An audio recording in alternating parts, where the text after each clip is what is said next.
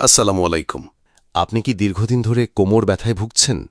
একটু বেশি সময় দাঁড়িয়ে বা বসে থাকতে অসুবিধা হয়? বসা থেকে দাঁড়াতে গেলে বা দাঁড়ানো থেকে বসতে গেলে ব্যথা অনুভব করেন? ঘণ্টার পর ঘণ্টা বসে থাকা, ভুল ভঙ্গিমা বা অতিরিক্ত চাপের কারণে আমাদের অনেকেরই জীবনযাত্রার অংশ হয়ে উঠেছে এই ব্যথা।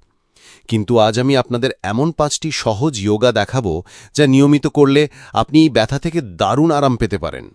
এই রুটিনটি মাত্র ৫ মিনিটের এবং নতুনদের জন্য একদম উপযুক্ত।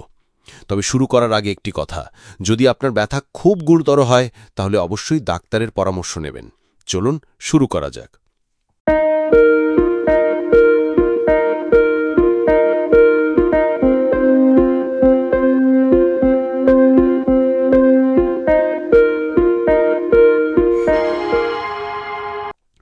আমাদের প্রথম যোগাটি হল ক্যাট কাউ পোজ।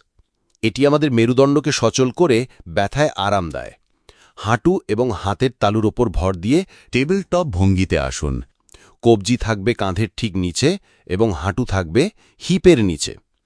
শ্বাস নিতে নিতে পিঠকে ওপরের দিকে কার্ভ করে নিচের দিকে তাকান। চিবুক বুকের কাছে নিয়ে আসুন, ক্যাট পোজ।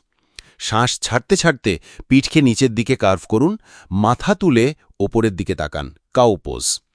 এইভাবে শ্বাস-প্রশ্বাসের সাথে তাল মিলিয়ে খুব ধীরে ধীরে ৮ থেকে ১০ বার করুন। অনুভব করুন আপনার মেরুদণ্ডের প্রতিটি অংশে কেমন আরাম হচ্ছে।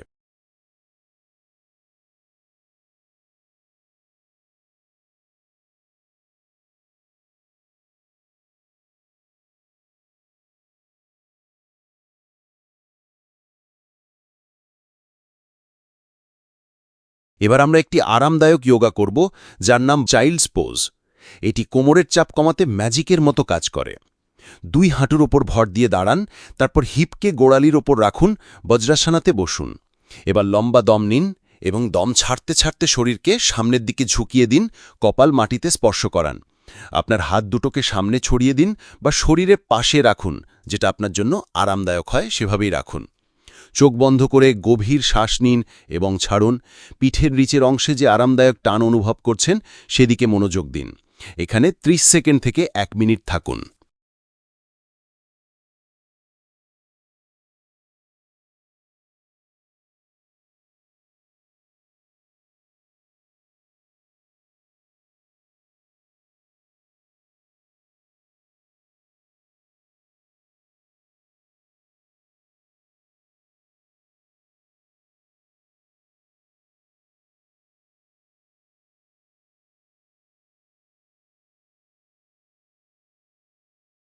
আমাদের তৃতীয় যোগাটি হল কোবরা পোজ।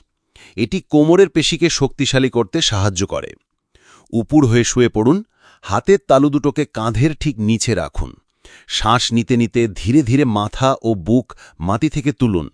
খুব বেশি ওপরে ওঠার দরকার নেই, শুধু নাভি পর্যন্ত তুলুন। এই অবস্থায় ১৫ থেকে ২০ সেকেন্ড স্বাভাবিক দম নিন, দম ছাড়ুন। কাঁধ দুটোকে কান থেকে দূরে এবং রিল্যাক্সড রাখুন। এবার শ্বাস ছাড়তে ছাড়তে ধীরে ধীরে নিচে নামুন। এভাবে ৩ থেকে ৫ বার প্র্যাকটিস করুন। এবার আমরা করব আধো মুখা সাবাসানা বা ডাউনওয়ার্ড ফেসিং ডগ, যা আমাদের পুরো শরীরকে একটি দারুণ স্ট্রেচ দেয়। টেবিল টপ পজিশনে আসুন, লম্বা দম নিন, তারপর দম ছাড়তে ছাড়তে হাঁটু ও হিপ ওপরের দিকে তুলুন, যাতে শরীরটা একটা উল্টো ভি এর মতো দেখতে লাগে। পায়ের পাতা গোড়ালি মাটিতে রাখুন, শোল্ডার নিচের দিকে পুশ করুন।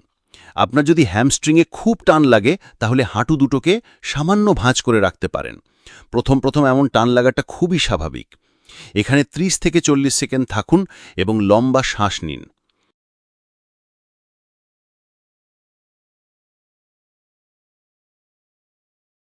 আমাদের শেষ যোগাটি হল সেতুবন্ধাসনা বা ব্রিজ পোজ। এটি পিঠের সাপোর্টিং মাসলগুলোকে শক্তিশালী করে। সোজা চিত হয়ে শুয়ে পড়ুন, হাঁটু দুটোকে ভাঁজ করুন। পায়ের পাতা মাটিতে থাকবে, গোড়ালি হিপের কাছাকাছি। এবার দম নিতে নিতে কোমর ও পিঠকে মাটি থেকে ওপরে তুলুন। আপনার পা এবং হিপের পেশি ব্যবহার করে শরীরকে ওপরে ধরে রাখুন। এই অবস্থায় ২০ থেকে ৩০ সেকেন্ড থাকুন। তারপর দম ছাড়তে ছাড়তে খুব ধীরে একটি একটি করে কোষেরুকা মাটিতে নামিয়ে আনুন। এভাবে 3 থেকে 5 বার অনুশীলন করুন। কেমন লাগলো? মাত্র 5 মিনিটের এই ছোট্ট অভ্যেসটি যদি আপনি সপ্তাহে অন্তত 3-4 দিন করতে পারেন, তাহলে দেখবেন কোমর ব্যথা অনেকটাই নিয়ন্ত্রণে চলে এসছে। একটি কথা মনে রাখবেন, যোগার আসল কার্যকারিতা পাওয়া যায় যখন আপনি প্র্যাকটিসের ধারাবাহিকতা বজায় রাখবেন। আপনি একদিনে একটানা 2-3 ঘন্টা যোগা না করে এটাকেই 3-4 দিনের মধ্যে ভাগ করে নিন, তবে নিয়মিত করুন। ভিডিওটি যদি আপনার ভালো লেগে থাকে তাহলে অবশ্যই লাইক করুন, আপনার বন্ধুদের সাথে শেয়ার করুন যাদের এই সমস্যা আছে, এবং আমাদের চ্যানেলটি সাবস্ক্রাইব করতে বা পেজ ফলো করতে ভুলবেন না। সুস্থ থাকুন, ভালো থাকুন। আসসালামু আলাইকুম।